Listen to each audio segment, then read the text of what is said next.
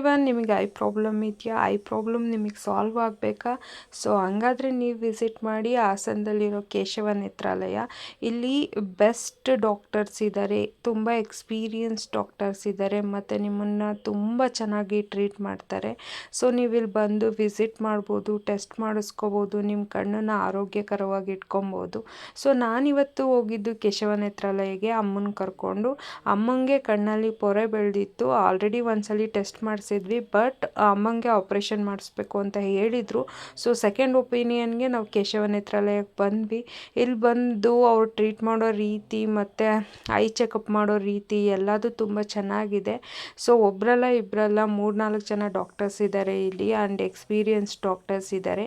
And ಕಣ್ಣು screening 3-4 ಸಲ ಮಾಡ್ತಾರೆ. ಫಸ್ಟ್ ಎಂಟ್ರಿ ಆದ ತಕ್ಷಣ ಇಲ್ಲಿ ವಿಷನ್ ಚೆಕ್ ಮಾಡ್ತಾರೆ.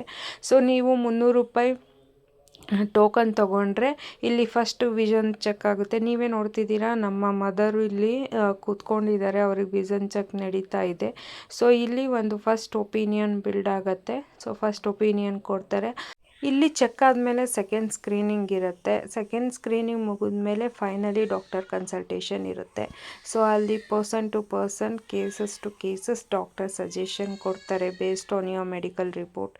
ನಿಮ್ಮ BP, ಶುಗರ್, ಥೈರಾಯ್ಡ್ ಎಲ್ಲವೂ ಮ್ಯಾಟ್ರ್ ಆಗುತ್ತೆ. ಅದೆಲ್ಲ ಡಾಕ್ಟರ್ ಖಂಡಿತ ಕೇಳ್ತಾರೆ. ಸೊ ನೀವು ರೂಟೀನ್ BP, ಶುಗರ್ ಚೆಕ್ ಮಾಡಿಸ್ಕೊಂಡ್ರೆ ಒಳ್ಳೆಯದು.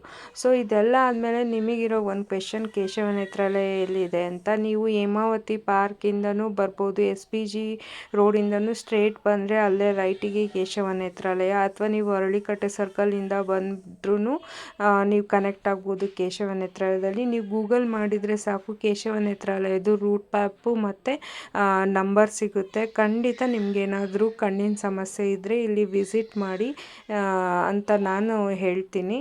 So thank you for watching my videos. Keep supporting me. Thank you.